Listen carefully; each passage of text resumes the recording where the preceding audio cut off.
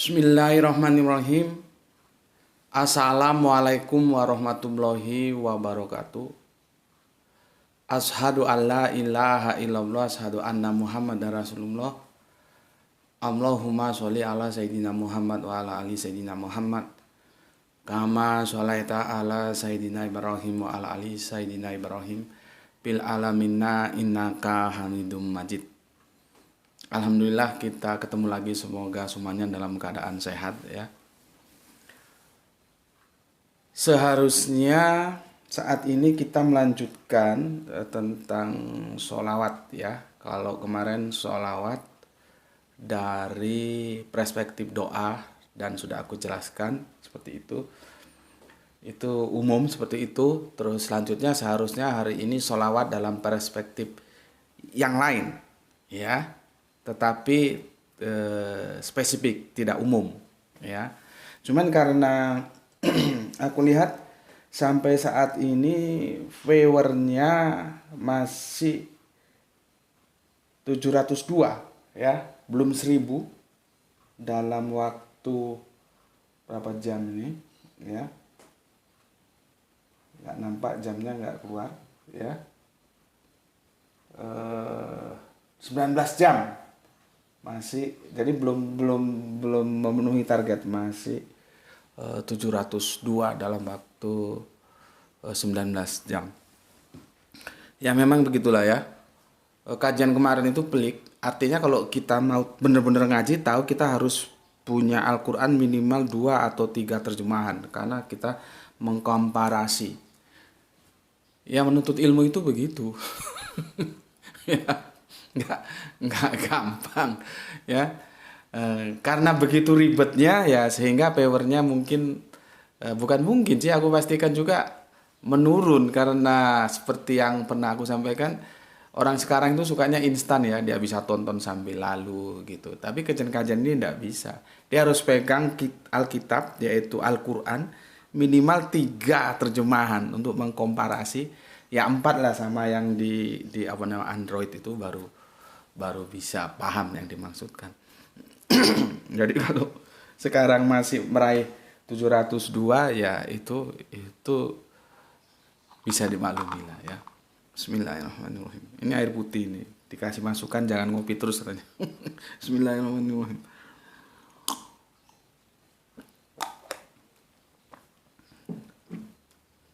Oke, dengan begitu maka kajian sholawatnya seri berikutnya kita lanjutkan besok saja. Sambil menunggu sampai 1000 ya.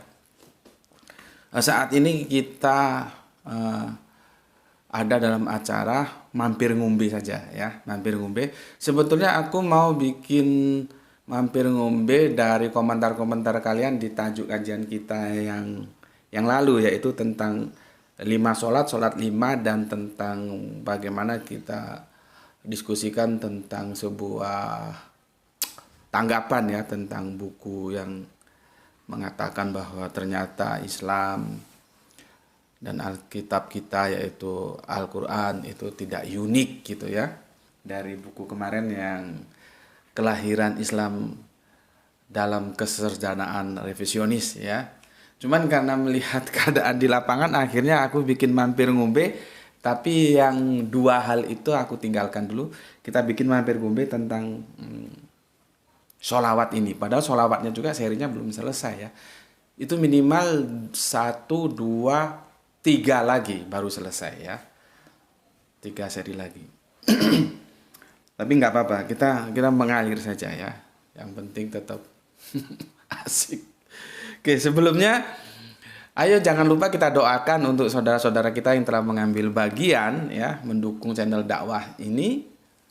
Semoga dukungannya menjadi catatan langit amal kesolehan ya, baik untuk mereka dan untuk keluarganya. Begitu juga untuk semua ya teman-teman yang telah mendoakan aku dengan kebaikan, maka semoga doa kebaikannya juga kembali kepada kalian semua ya. Kita saling mendoakan lah, memang begitu perintah dari Kanjeng Nabi kita ya. Suruh minta doa ya, karena kita tidak tahu dari mulut siapa doa itu dikabulkan. Maka kita saling mendoakan, dan itu wujud silaturahmi kita ya. Oke, nanti tuh mampir ngobenya kasih judul mampir ngobe kritik untuk Gus Medik gitu ya. Gitu. Pertama, ini yang ringan dulu ya, yang ringan dulu karena nanti yang akhir agak pelik karena ini bahasa, ini meraih bahasa. Ada 1, 2, 3, 4 ya.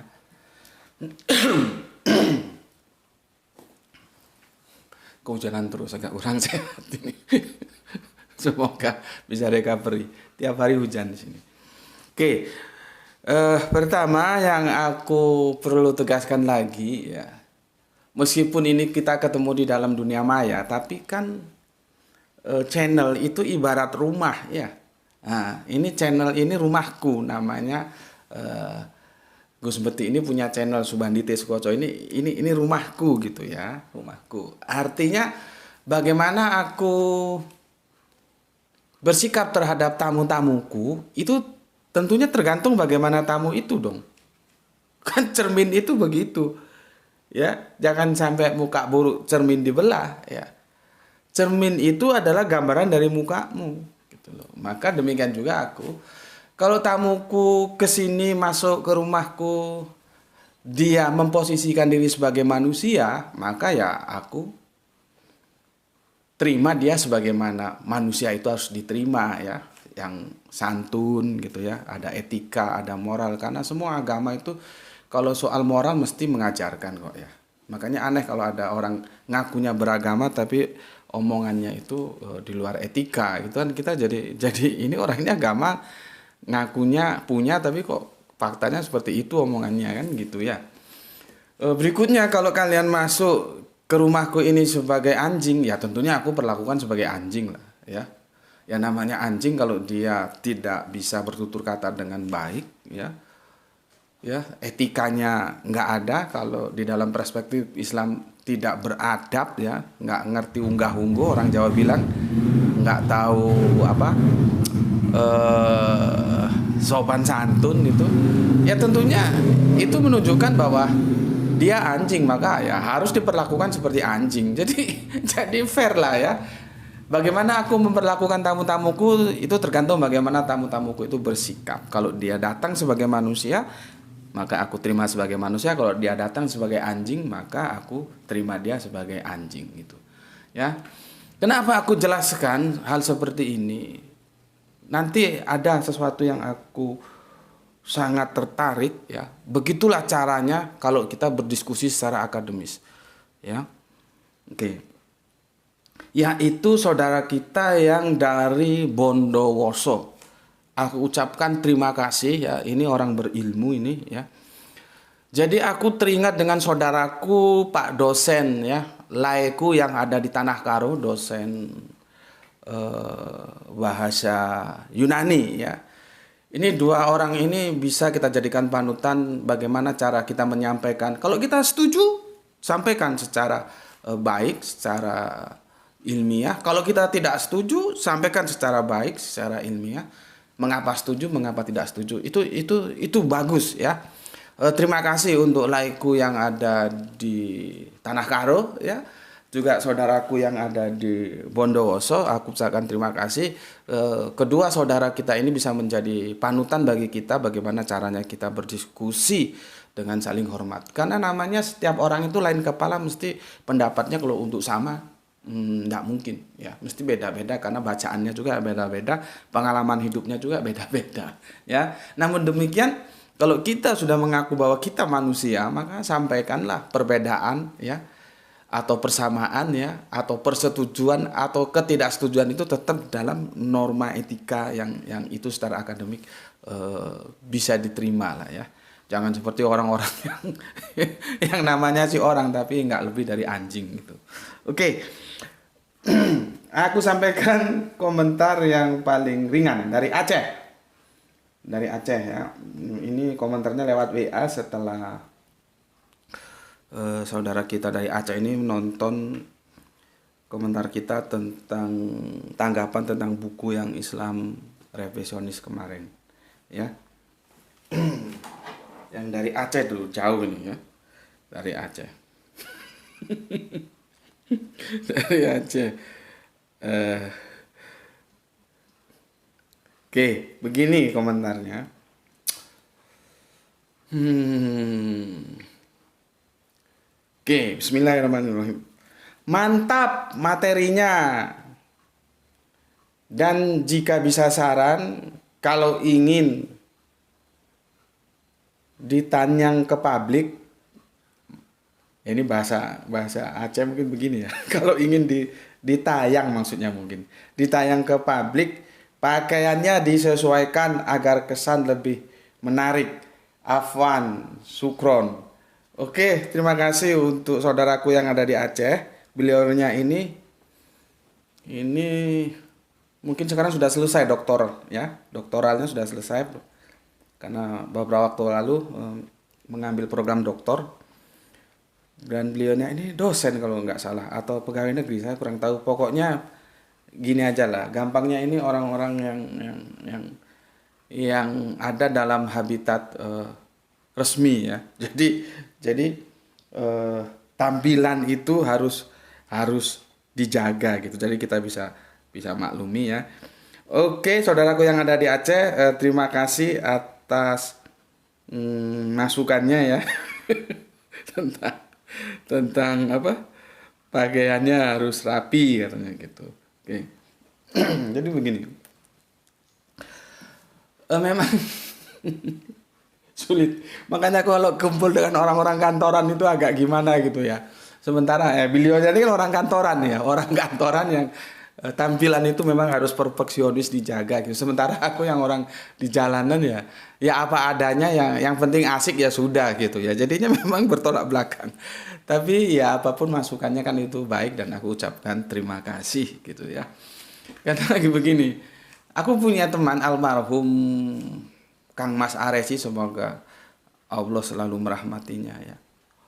Itu dia kalau mau berangkat ngisi kajian itu pernah aku dapat cerita itu, misalkan ada yang ketinggalan gitu, peci ya, peci atau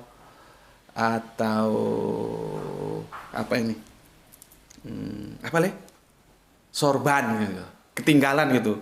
Walaupun sudah separuh jalan dia kembali ambil itu sorban atau peci. Karena apa?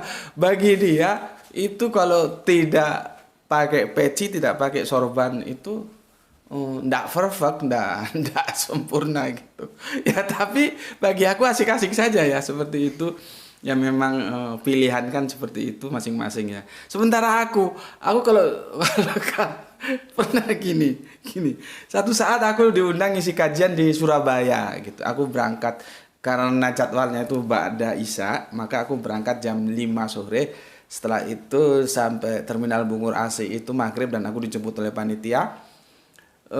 Setelah itu diajak habis sholat maghrib diajak makan dulu gitulah ya. Ini di perjalanan ini dari Bungur AC Terminal ke tempatnya gitu. Setelah makan di tengah perjalanan aku nggak langsung dibawa ke masjid, justru dibelokkan ke rumahnya panitia.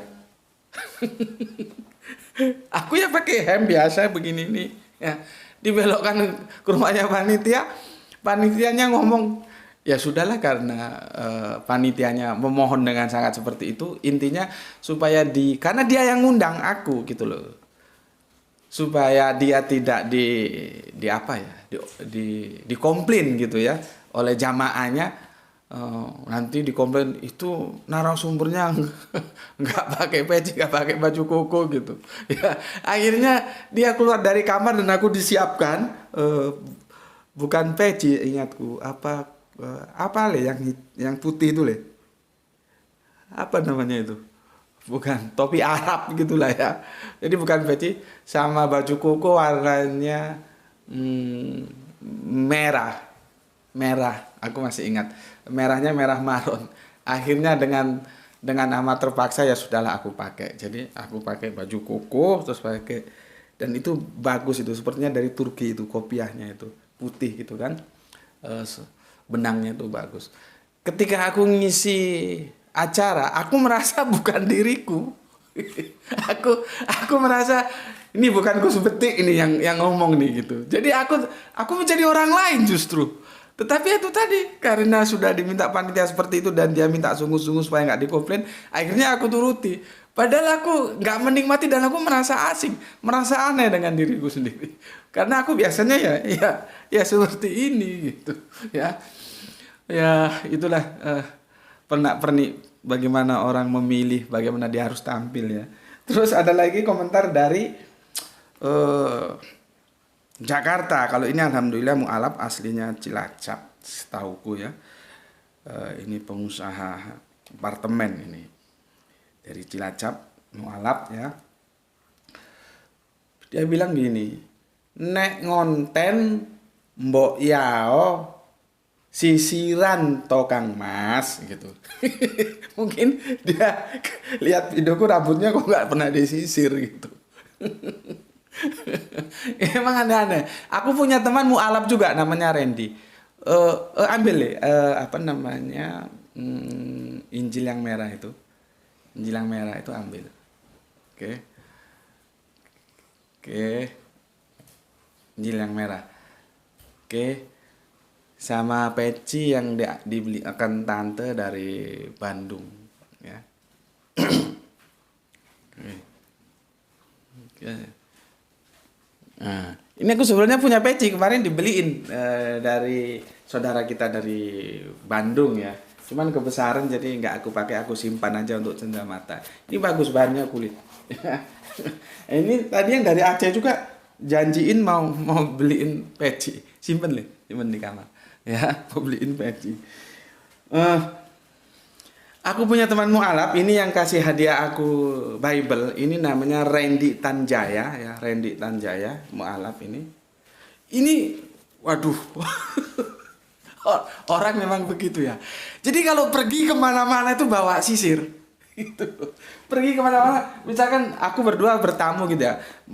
Belum ketok pintu, belum assalamualaikum, dia ambil dulu sisir dari saku itu, sisir gini.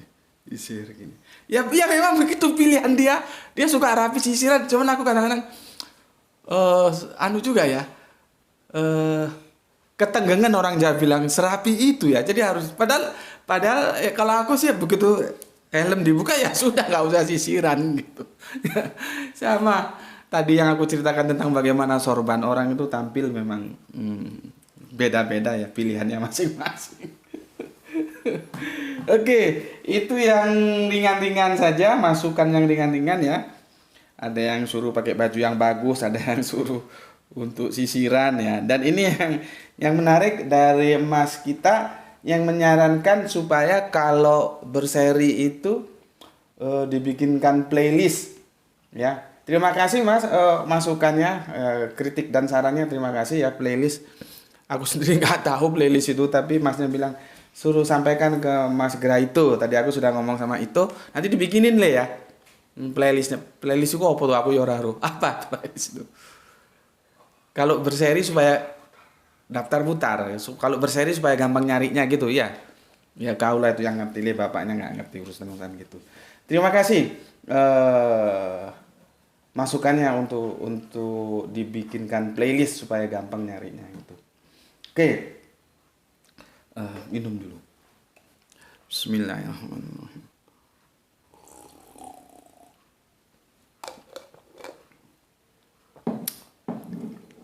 Itu kritik masukan yang ringan-ringan ya. Sekarang aku mau masuk ke yang serius. Oke. Kalian bisa lihat di sholawat doa ya. Lihat di komentarnya huruf WJ ya, huruf WJ begini. Assalamualaikum warahmatullahi wabarakatuh dari Bondowoso. Semoga Allah selalu memberikan kesehatan dan kekuatan kepada Gus Betik sehingga channel ini tambah berkembang. Mohon maaf Gus Betik izin mengomentari video berjudul Memburu Arti Sholawat. Lihat ya, tata keramanya sangat santun sekali ya. Jadi aku mengingatkan aku pada saudaraku yang ada di Tanah Karo, Pak dosen ya, dosen bahasa Yunani ya. Begitu juga orangnya sangat santun ya. Memang memang ya begitulah ya orang-orang terdidik ya. Ini bisa jadi panutan kita bersama gitu. Jadi kalau setuju dia sampaikan secara santun, nggak setuju disampaikan juga secara santun. Ini Kang Mas WJ ini kalau nggak salah alumni dari Gontor ya, salah satu pondok tertua terkenal ya yang ada di tanah air. Dan aku dulu kalau isi kajian itu di Gontor, ada di Gontor Putri di Kandangan, Gontor Putra di Cangkringan, Kediri ya. Terus Gontor Pusat di Siman. Tapi pada waktu aku ngisi kajian di sana comparative religion dulu belum UNIDA, masih INSID. Apa itu INSID? Mungkin Institut Studi Islam Darussalam, mungkin begitu ya. Kalau salah mohon dibenarkan. Kalau sekarang kan sudah berubah menjadi UNIDA, Universitas apa UNIDA itu? Universitas Islam Darussalam. Nah, mungkin begitu ya. Dari zamanku masih institut. Jadi sering juga dulu ngisi kajian di Gontor ya. Terutama di Usuluddinnya. Dan Mas WJ ini alumni Gontor ya. Jadi ini orang berilmu ini. Ini orang pinter ini ya. Orang pinter. Salah satu cara aku mencari pengetahuan itu aku sering mempertemukan orang pinter dengan orang pinter. Nanti aku dengerin, baru aku saring dari kedua pemikiran itu dan aku menetapkan sikap gitu ya. Sering aku begitu, orang pinter, tak ketemukan orang pinter dan aku menjadi pendengar yang baik. Oke, kita lanjutkan. Yang pertama, pada menit 3147. Setelah saya pribadi langsung membaca beberapa kamus yang dibawakan oleh Cak Mat, yaitu 1. Munjid, 2. Lisanul Arab, 3. Mu'jam Al-Wasit, 4. Kamus Al-Munawir. Saya tidak menemukan salah satu arti dari sholawat, garis miring sholat, itu maknanya adalah mendukung. Apa yang dibaca dan dipahami oleh anak Cak Ahmad di dalam Lisanul Arab, saya nilai salah dia membaca ya. Ini Arabiannya disertakan ini ya, tapi aku tidak mampu membacanya ya. Jadi aku ini kalau sudah urusan Arabian aku ini user ya, user. Tapi meskipun aku user, jangan coba-coba sembarangan. Ya, aku tidak sembarang saja menerima. Aku tetap menentukan sikap ya. Dan mengartikannya dengan memberikan semangat, garis miring dukungan. Setelah mengkomparasi beberapa kamus di atas, ternyata maknanya bukan demikian, malah mempunyai arti sebaliknya. Inti artinya menipu orang lain dan menjerumuskannya kepada kebinasaan. Waduh, menarik ini. Menarik ini. Berikutnya ya. Di bawah ini saya bawakan teks asli dari kamus di atas beserta maknanya. Di kamus Munjid halaman 434, maaf kalau salah halaman karena beda cetakan. Menipunya, ini Arabiannya nggak aku baca ya. Menipunya, memperdayainya. Kalian kan sudah bisa lihat juga di komen yang aku bilang tadi ya, di tentang sholawat doa itu ya. Komen dari saudara kita yang dari Bondowoso ini. Ya. Kemudian di Mu'jam Al-Wasit halaman 522, menipunya dan menjerumuskannya ke dalam keburukan. Kemudian di kamus Al-Munawir halaman 792, menipunya, memperdayainya. Kesimpulan, tidak ada di dalam Lisanul Arab kata apa ini? Soli apa ini ya? Yang artinya mendukung, tetapi artinya adalah menipu menjerumuskan kepada keburukan. Ini didukung dengan kamus-kamus yang sudah disebut di atas. Tapi kalau Gus Beti mempunyai referensi lain, alhamdulillah. Oke. Sekarang pada menit ke-3627 beliau berdua membaca sholat, seolah-olah kata sholat diambil dari kata sholah, padahal tidak. Kalau diucapkan tanpa membaca teksnya memang mirip dengan kata sholat, tapi itu sangat jauh maknanya. Sholat itu huruf yang membentuknya adalah apa ini? Kecil banget tulisannya. Shot lam lam ya. Kalian juga harus lihat di komennya ya, supaya kalau aku salah bacanya kalian bisa membenarkan. Sedangkan sholat yang artinya sholat, huruf yang membentuknya adalah apa iki? Shot lam waw. Iya, begitu ya. Maka dari itu tidak mungkin ditemukan teks sholat dalam bahasa kata sholat yang ditunjuk pada menit 3627. Berarti gini, kalian kalau mau mengkaji harus kembali lagi ke memburu arti sholawat. Ini menitnya disebutkan rinci banget, ini bagus ini ya. Sampai menitnya disebutkan menit ke 3627. Oke. Muncul pertanyaan.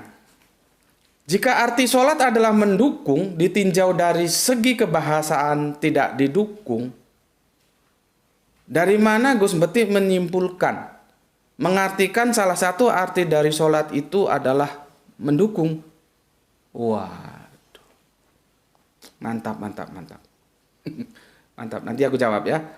Yang kedua, kata sholat itu dasarnya dalam ilmu sorof memang dari kata sholat, fi'il mahdi. Kata sholat jika diarabkan bisa, wah ini masuk ke teks sini ya, sholah, garis miring sholah. Dua-duanya bisa dibaca sholah, entah yang pakai alif atau yang pakai ya tanpa titik. Maksudnya alif maksuroh. Tetapi itu mempunyai konsekuensi tersendiri. Jika sholat yang di belakangnya huruf alif, maka sebenarnya adalah huruf waw. Ini mungkin yang dimaksud alif bengkong ini ya. Ini sudah masuk teknis nih. Agak ribet lagi nih. Makanya aku bikinkan mampir ngombenya ya. Jadi huruf asli pembentuknya adalah shot lam waw. Sedangkan shola yang diakhiri dengan huruf ya tanpa titik, maka sebenarnya adalah huruf apa ki? Huruf ya. Ya, kamu lihatlah ya di situ ya. Jadi huruf asli pembentukan adalah shot lam ya. Di dalam bahasa Jawa saja kata-kata lara sama dengan loro. Jadi diucapkan mungkin hampir mirip, sama-sama dibaca o. Ya, ini mungkin perbandingannya Allah dibaca Allah, itu juga sebetulnya permasalahan yang belum selesai ya. Karena kita punya huruf O, kenapa kok nggak Allah saja?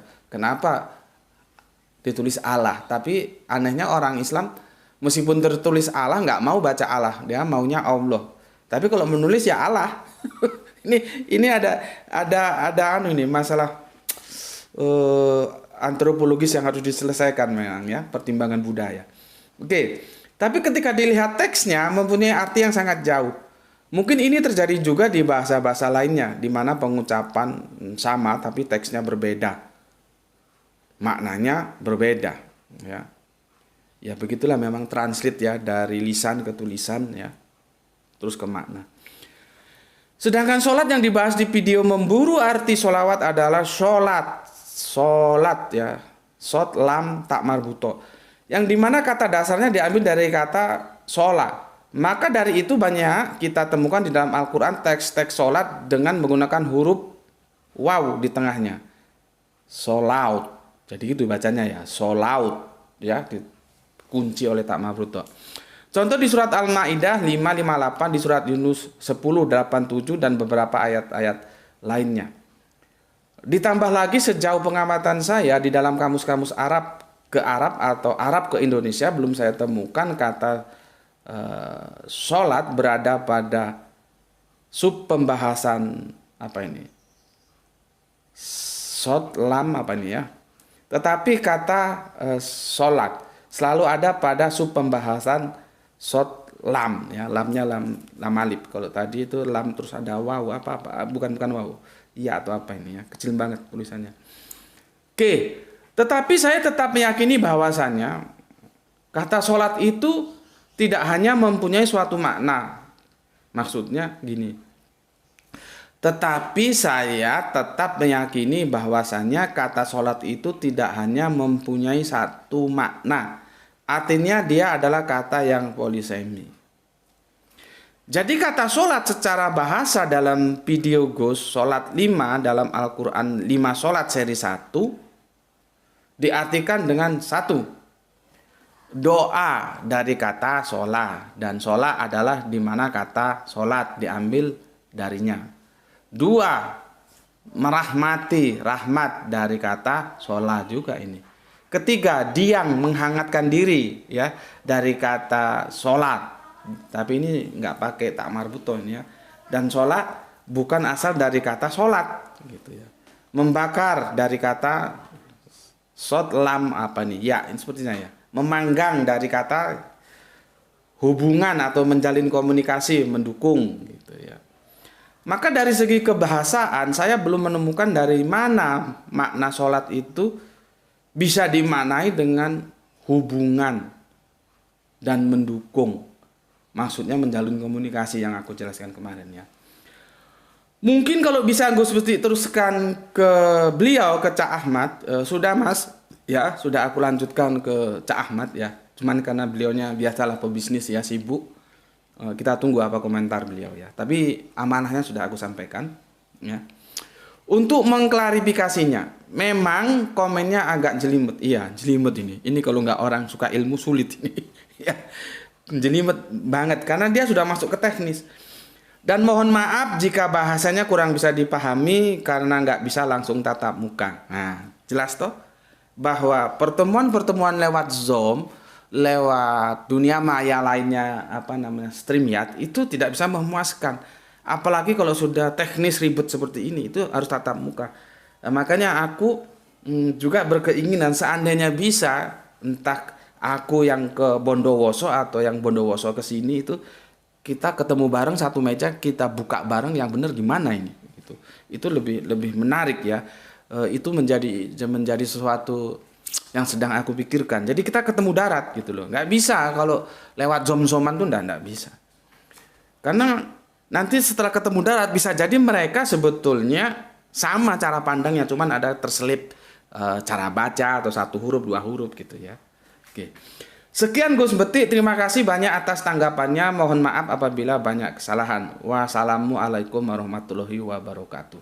Oke, terima kasih sekali untuk Masku yang ada di Bondowoso ya atas masukan-masukannya dan sangat berbobot ilmunya ya. Ya begini nih kalau orang berilmu ya, dia menyampaikannya dengan ilmu dengan santun gitu ya. Aku coba komentari Mas ya sejauh yang aku bisa jelaskan untuk panjenengan. Aku runut aja ya, runut. Kalau aku runut, aku langsung masuk ke cuman begini Mas, kenapa ini yang sampai ambil ini kok yang serem-serem ini terjemahannya. Di Kamus Munjid halaman 434 itu menipunya, memperdayainya. Di Mu'jam Al-Wasit halaman 522 itu menipunya dan menjerumuskannya ke dalam keburukan. Di Kamus Al-Munawir halaman 792 menipunya dan memperdayainya. Kenapa? Ini juga aku belum tahu kenapa diambil yang serem-serem. Padahal di Kamus Munjid misalkan atau di Mu'jam itu terjemahan sholawat itu sholat itu banyak. Ini yang diambil yang serem-serem ini. Tapi ya enggak apa-apa lah. Mungkin mau dibikin benar-benar diametral ya. Yang satu mendukung, satu justru menipu gitu mungkin ya. Oke. Kesimpulan, tidak ada dalam lisanul Arab kata solawat yang artinya mendukung, tetapi artinya adalah menipu, menjerumuskan kepada keburukan. Ini didukung dengan kamus-kamus yang sudah disebut di atas. Tapi kalau Gus Betik mempunyai referensi lain, alhamdulillah. Oke, aku jawab begini, Mas. Sementara, seperti kemarin, ketika aku ingin berlanjutkan diskusi dengan teman-teman Kristen, aku harus membuka pintu diskusi ya. Artinya meskipun aku akhirnya bisa kalian lihat di video solawat dalam perspektif doa itu, aku dengan tegas mengatakan aku tolak ya. Tapi demi sebuah dialog, di video sebelumnya aku menerima dalam tanda kutip kalau solawat itu diartikan doa, itu agar diskusinya dengan teman-teman Kristen itu bisa jalan. Karena kalau aku bilang, loh, kalau kamu bilang sholawat itu doa, jangan sama aku, karena aku nggak mengakui bahwa sholawat itu doa, buntu jadinya, diskusinya nggak jalan gitu ya. Dan alhamdulillah kemarin sudah kita buktikan, kalaupun sholawat itu diartikan doa, itu menjadi resiko bahwa Bapa itu juga perlu didoakan dan Yesus pun perlu didoakan, begitu ya. Oke, begitu juga kali ini ya. Tapi kalau Gus Betik mempunyai referensi lain, alhamdulillah gitu. Untuk sementara dalam tanda kutip, karena Kang Mas Ahmad ya, beliau ini kan pengusaha ya, jadi di perusahaannya sendiri itu lagi sibuk, belum bisa dikonfirmasi, tapi informasinya sudah aku sampaikan dan dia sedang pelajari katanya ya. Sementara aku ikuti Kang Mas ya, panjenengan aku ikuti bahwa begini, tidak ada dalam lisanul Arab ya. Maksudnya dalam kitab lisanul Arab itu tidak ada sholawat atau sholat yang artinya mendukung. Ya, tetapi artinya adalah menipu, menjerumuskan kepada keburukan. Sementara aku terima itu pendapat sampean, aku terima dalam tanda kutip ya, supaya diskusi kita bisa jalan gitu ya. Artinya kalau nanti aku temukan dengan Cak Ahmad kan bisa berubah lagi ya. Tapi sementara oke, aku terima, tidak ada gitu ya. Tapi kalau Gus Betik mempunyai referensi lain, alhamdulillah. Tentu aku punya referensi lain. Ya, nanti aku jelaskan. Pada menit 3627 beliau berdua membaca. Nah, ini begini kasusnya ini ya. Begini. Aku akan jelaskan yang menit 3627 sama yang kedua itulah ya, biar sekali jalan, biar singkat. Sudah berapa lama, Le? Biar singkat itu begini. Memang ketika kita salah menentukan kata dasar, itu nanti pemaknaannya, kesananya berbeda. Contoh begini, ikro, ya. Ini sejauh yang aku tahu loh ya. Karena aku terus terang kalau sudah masuk ke teknis tentang nahwu sorof itu aku masih masih banyak menimba lah ya, masih banyak belajar gitu, seperti yang aku bilang di awal tadi ya. Contohnya ikro itu kita pahami dari mana asalnya ya, apakah dia dari qoro'ah membaca, apakah dari Al-Quran?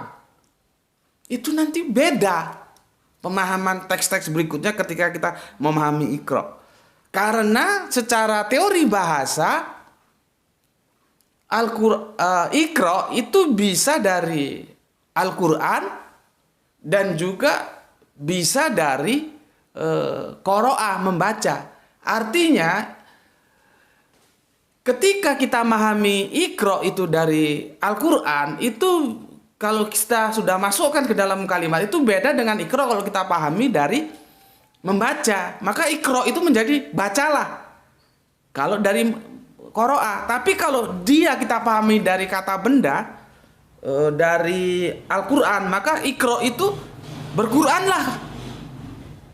Beda kan? Sudah makrifat dia. Kalau bacalah itu masih nakiroh, apanya yang dibaca. Tapi kalau ikro kita pahami, nah di sini sudah beda kan. Ketika ikro dipahami itu kata dasarnya dari Quran, maka dia makrifat. Jelas sudah. Berquranlah, ikro, berquranlah, jelas. Tapi kalau itu kita pahami kata dasarnya dari qiraah, dia masih marifat, masih terbuka peluang. Karena dia menjadi bacalah. Lah yang dibaca apa? Keadaan iklim cuaca ini, baca isi hati orang, baca buku, baca masa depan, baca apa? Ya, ini contoh. Begitu juga waktu yang lalu ya kita sudah berulang kali mengulasnya. Aku bilang kata Muslim itu dipahami dari mana? Dari salama atau dari Islam? Karena Muslim itu bisa dari Islam, bisa dari salama. Ya, jadi beda. Seperti kasus yang disampaikan oleh Kang Mas ini juga begitu kasusnya. Dari apa? Kata dasar awalnya itu dari sholat dan sholat apa ini tadi ya. Tapi intinya begitulah ya. Beda memang. Nah, memang ini kita harus rujuk. Makanya harus ketemu. Ya. Aku sangat suka kalau kita bisa ketemu darat. Siapa ini yang datang? Siapa yang mendatangi? Ya. Kalau perjalanan dari Batu ke Bondowoso itu berapa lama nih? 6 jam. Ya. 7 jam, 8 jam. Kalau naik bis umum 8 jam. Nanti lewat arah-arah apa lewat mana nih? Situ Bondo itu lain lagi ceritanya ya. Tapi intinya aku akan sangat senang dan merasa terhormat apabila kita bisa ketemu dan kita bicarakan. Karena kita mau cari bener, bukan cari menang. Menang-menangan itu anak-anak sudah nggak perlu. Itu masa lalu ketika masih levelnya anak-anak ya menang kalah. Kita ini sudah umur setengah abad lebih kok.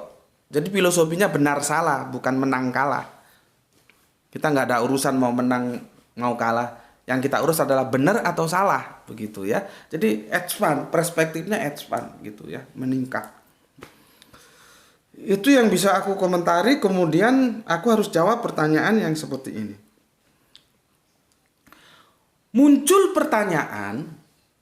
Jika arti tadi kan aku iakan dalam tanda kutip ya, aku terima supaya dialognya jalan bahwa dalam kitab Lisanul Arabian yang kemarin kami buka itu dikatakan tidak ada kata mendukung. Oke lah aku terima ya. Oke lah aku terima sebagai jalan untuk membuka pintu dialog kita ya. Dalam tanda kutip aku terima. Terus muncul pertanyaan, jika arti sholat adalah mendukung ditinjau dari segi kebahasaan tidak didukung, dari mana Gus Beti menyimpulkan mengartikan salah satu arti dari sholat itu adalah mendukung? Ya, aku jawab sekalian menjawab yang di atas tadi itu adalah, tapi kalau Gus Beti mempunyai referensi lain, alhamdulillah. Maka aku jawab, aku punya referensi, gitu ya. Maka aku jawab begini. Pertama, bahwa kita itu sebetulnya tahu bahasa dari mana? Dari mana? Aku tahu ya dari bapak mamaku. Ya seperti anakku ini Graito sama Ranti, tahu dari bapaknya dari mamanya. Bapaknya mamanya dari kakeknya, kakeknya dari bapaknya, terus sampai ke atas, sampai ke Kanjeng Nabi Adam. Siapa yang ngajari Kanjeng Nabi Adam bahasa? Kembali ke Allah.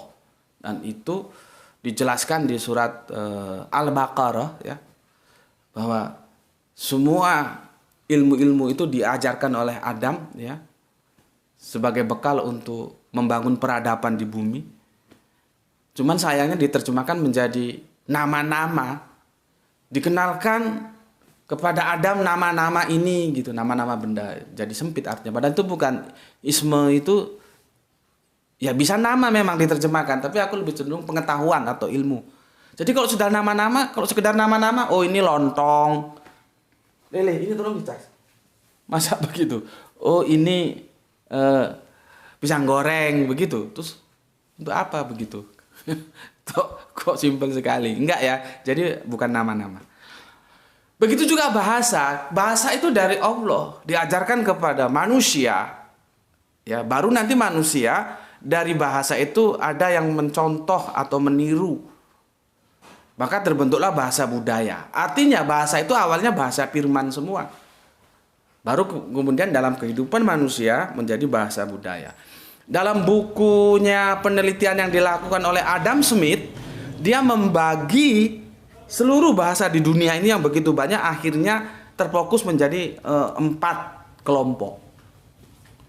Yang disayangkan, kenapa Adam Smith itu menyelesaikan di 4 kelompok, kok berhenti? Orang yang ribuan bahasa dunia ini aja bisa terpetakan menjadi 4 sumber kok. Kan tidak mungkin yang 4 sumber itu tidak bisa menjadi 1 sumber. Tidak mungkin. Ya, tidak mungkin. Inilah perlunya kita bahwa Allah itu ada dan Dia Maha mengetahui. Ya. Allah yang tunggal itu, yang Maha Esa itu. Ya, Dia yang Maha mengetahui. Aku nggak tahu kenapa Adam Smith berhenti di 4. Logika kita kan bertanya, kalau yang ribuan bahasa di dunia ini aja bisa dikerucutkan menjadi 4 kelompok, masa yang 4 jadi 1? Nggak bisa. Seharusnya Adam Smith mengelompokkan sampai ke 1 kelompok, yaitu bahasa firman. Bahasa yang diajarkan oleh Allah kepada manusia lewat Adam. Seharusnya begitu. Cuma kan Adam Smith tidak mau. Kenapa? Ya tidak tahu, mungkin dia sekuler. Ya. Memisahkan antara ini pelajaran agama, ini pelajaran umum begitu ya. Kalau bagi aku tidak, keduanya harus bersinergi. Tidak ada pemisahan antara umum dan religi, itu tidak ada. Gitu. Oke, ini aku kasih penjelasan ya. Aku kasih penjelasan gini. Dan kita tahu Al-Quran itu Arabian, Arabiyin, Arabiyun, bukan Aroban. Ya, bukan Aroban. Karena apa? Kalau Aroban, dia masuk ke bahasa budaya nanti. Berarti Al-Quran nanti menjadi produk budaya dong kalau gitu.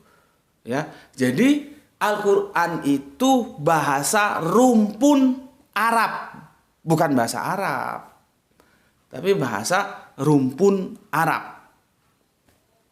Ya, artinya dia tidak tunduk terhadap budaya Arab, gitu loh ya. Contohnya ketika Kanjeng Nabi menjelaskan tentang wahan, itu orang-orang Arab tidak tahu apa itu wahan. Maka dijelaskan sama Kanjeng Nabi tentang wahan.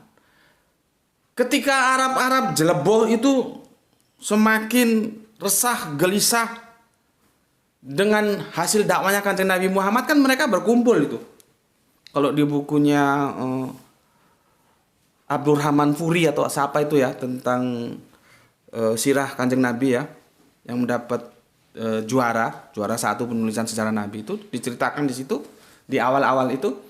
Akhirnya Arab-Arab jelebo itu, jelek bodoh itu ya, Arab-Arab pagan itu mengutus seseorang untuk menemui Kanjeng Nabi Muhammad.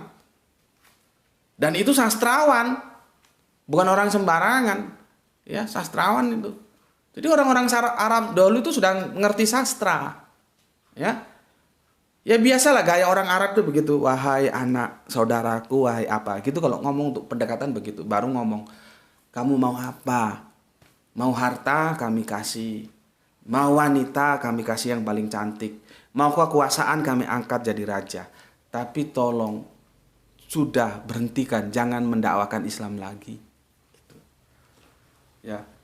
Dan kalau kita lihat kisah ini membuktikan bahwa Kanjeng Nabi itu jangan dianggap dia suka kawin karena semau-maunya, enggak. Ini kan otak-otak kotor aja yang mengatakan begitu. Perkawinan Kanjeng Nabi itu dalam kontrol Allah dan ada strategi dari perkawinan itu. Ya, itu strategi dakwah, karena suku lain kalau kita nikah, kita ambil perempuan yang menjadi istri kita, itu kita menjadi saudara, dakwah gampang masuk, gitu loh. Jadi, tapi kalau dasar otaknya sudah kotor, ya orang dianggap kotor aja semua. Bukan maunya Kanjeng Nabi menikah ini janda-janda ini. Bukan. Karena apa? Terbukti kalau memang Kanjeng Nabi itu suka nikah, dia ditawari pada waktu itu. Kamu mau perempuan mana? Kami pilihkan yang paling cantik. Berapa? Ya. Itu sekilas, selewatan ya. Sebetulnya yang mau aku sampaikan, ketika itu Kanjeng Nabi diem. Ketika ini utusan Arab pagan ini datang. Ini sastrawan. Ditanya oleh Kanjeng Nabi, sudah. Baru Kanjeng Nabi baca Al-Quran. Aku lupa ayatnya. Di situ ada, di bukunya Al-Brahman Puri ada. Ketika Kanjeng Nabi membaca ayat Al-Quran itu, ini ketenggengan, termangu-mangu. Ada bahasa sebagus itu, dia termangu-mangu. Padahal dia sastrawan. Akhirnya dia pulang, ketemu teman-temannya yang Arab-Arab pagan jelebo itu, dia ngomong, sudah jangan teruskan. Tapi kalau kamu mau teruskan, silakan, aku ndak ikut-ikut. Karena dia tahu ini Nabi ini.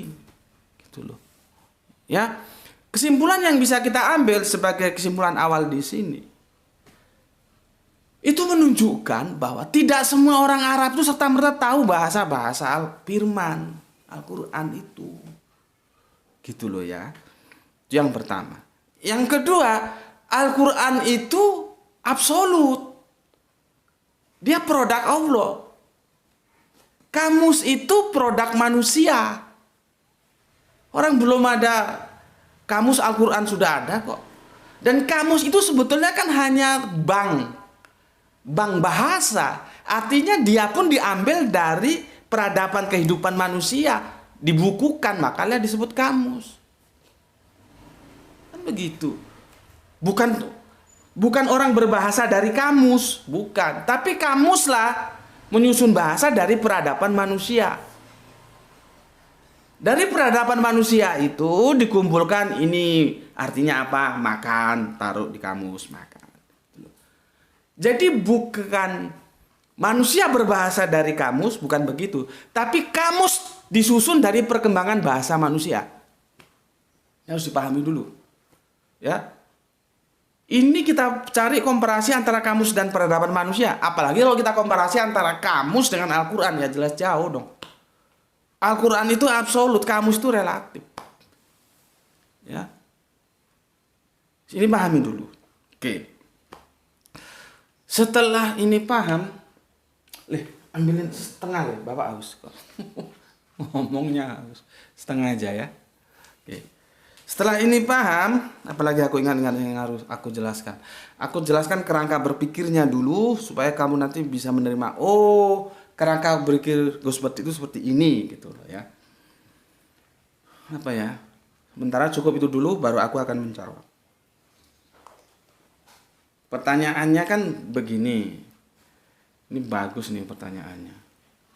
Ya. Pertanyaannya kan mana tadi? Muncul pertanyaan.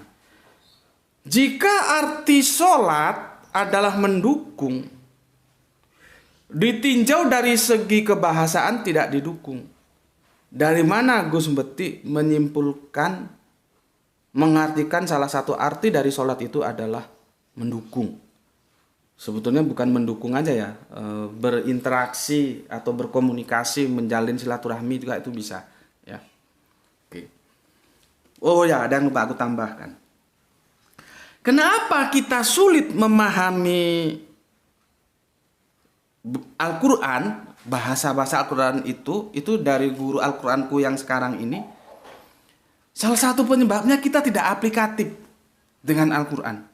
Seandainya Al-Quran itu kita aplikasikan dalam kehidupan nyata kita akan mudah memahaminya.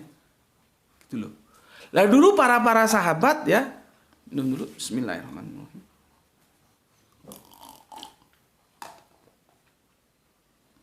Mereka aplikatif, sehingga ketika mereka baca Al-Quran itu kan teori. Mereka paham, oh itu maksudnya begini loh. Hanya jadi masalah ketika Al-Quran itu keluar dari komunitas Arab ke kita yang non-Arab, ya salahnya kita juga sih. Salah aku jua. Ya, salah aku jua. Kalau bahasa Malaysianya kan silap aku jua. Ya, jadi silap aku jua. Silap salah itu sama. Kalau kami dulu di Siantar itu silap karena dekat dengan Malaysia, radionya bisa kami pantau. Salah kita juga karena kita disuruh mengaplikasikan Al-Quran dalam kehidupan. Kita tidak aplikasikan, maka kita ribet ketika memahami teks-teks Al-Quran. Contohnya kemarin, bagaimana sudah tertulis jelas sodakoh. Lah kok diterjemahkan zakat itu loh. Karena apa? Karena dia tidak aplikatif. Kalau dia aplikatif, dia tahu bahwa zakat dan sodakoh itu punya aturan main dari teori hukum fikih yang berbeda, konsekuensinya juga berbeda, penggunaan alokasinya juga berbeda. Tapi masalahnya kita tidak aplikatif. Mana ada Baitul Mal sekarang? Yang ada rentenir itu, di mana-mana rentenir gitu. Kalau kata keluarga yang ada saudara-saudara di Lampung itu, rentenir itu seperti orang ditolong, tapi setelah ditolong kepalanya dipukulin, diinjak-injak sampai mampus. Itu rentenir, kerja rentenir itu.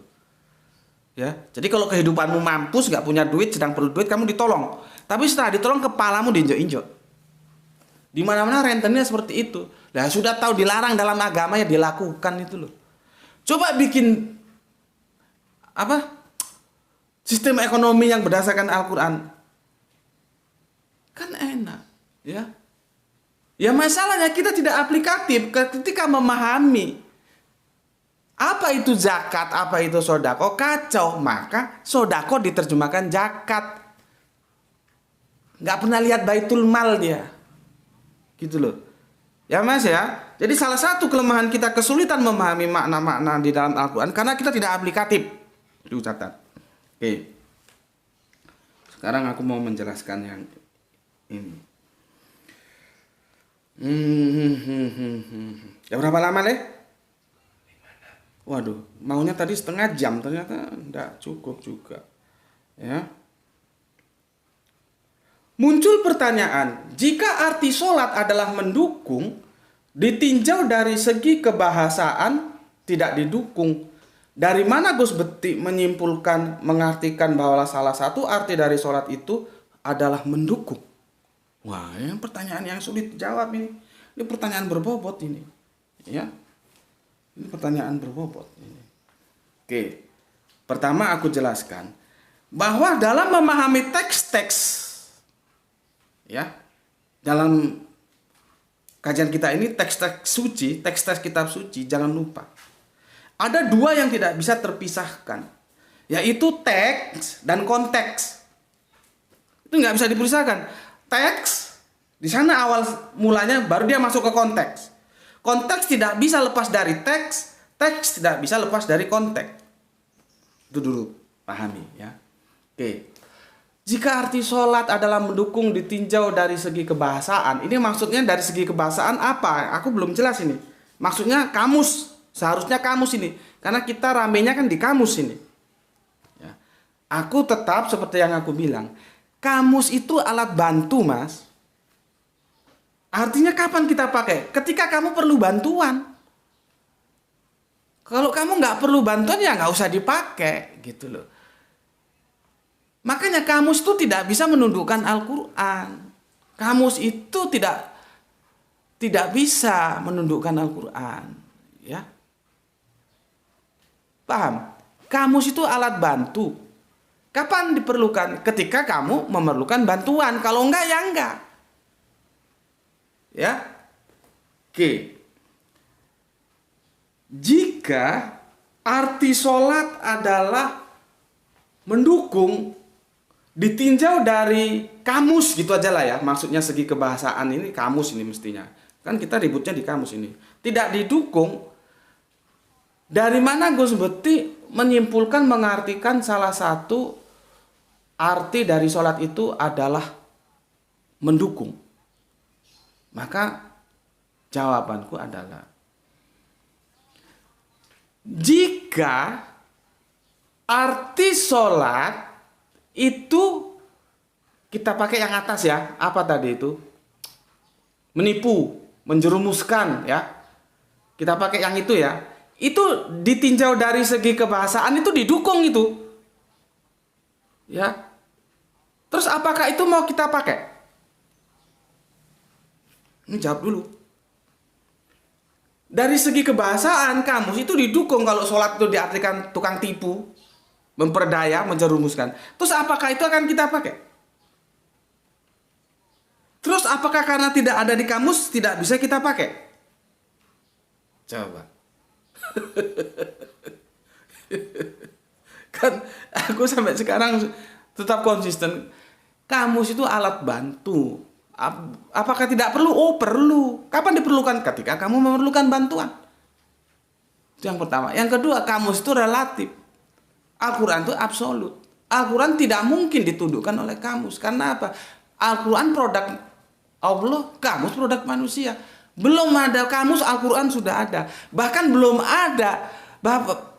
Bahkan ketika peradaban manusia itu sudah ada, kamus belum ada. Kamus itu lahir dari peradaban manusia.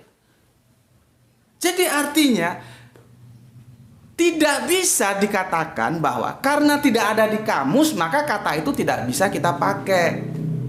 Tidak bisa. Begitu juga bukan karena ada di kamus maka kata itu dengan serta-merta bisa kita pakai.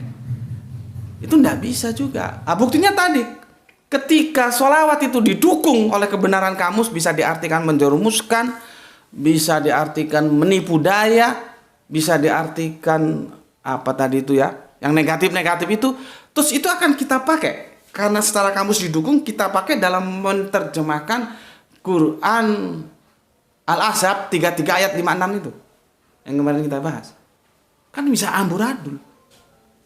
Tidak bisa. Kenapa? Dia tidak didukung oleh konteks. Ya. Jadi kalau kita belajar Al-Quran itu biarkan Al-Quran menjelaskan dirinya sendiri. Contohnya, Al-Quran itu bukan bahasa Arab, itu bukan omonganku. Itu omongannya Al-Quran sendiri. Karena dia menjelaskan dirinya sendiri. Al-Quran Arabian, Al-Quran Arabiyin, Al-Quran Arabiyun. Itu artinya rumpun Arab, bukan Arab. Sama dengan begini loh. Muhammad dan Muhammadiyah itu beda. Arab dan Arabian itu juga beda. Ini kan penerjemah kan otaknya nggak sampai ke sana. Jadi diterjemahkan aja Al-Quran bahasa Arab. Padahal enggak. Inilah keuntungan kita. Kita masih mempunyai original teksnya. Sehingga kalau kita rame seperti ini, sudah kembalikan aja ke original teksnya. Ini keuntungan kita ini. Alhamdulillah, subhanallah. Ya. Coba kalau nggak ada teks, cuma terjemahan lawan terjemahan. Gondol sampai pundas. Mampus berhari-hari. Ya. Jadi, aku jelaskan. Kenapa aku bisa mengatakan bahwa soli dan segala derivasinya itu diartikan pertama membangun komunikasi atau berinteraksi ya, seperti kita sholat itu berinteraksi ya, karena konteksnya mendukung. Kita tidak appreciate karena kita tidak pernah melakukan itu, tidak mengaplikasikan. Bagaimana kita membangun baitul mal, itu kan tentang sodako itu. Kemarin yang kita bahas. Maka di situ bukan berarti mendoakan, tapi membangun komunikasi. Ya, karena apa? Konteksnya mendukung. Kalau menjerumuskan justru nggak didukung konteks, meskipun itu ada di kamus. Gitu loh. Ya, begitu juga ketika aku terjemahkan bahwa sholawat itu mendukung karena itu sesuai dengan konteks. Ya, justru kalau kita pakai terjemahan pokoknya ada di kamus gitu, itu secara kebahasaan memang benar karena ada di kamus. Terus apakah bisa dipakai? Kan ya enggak juga. Karena apa? Dia dibatasi oleh konteks. Gitu loh, Mas. Ya.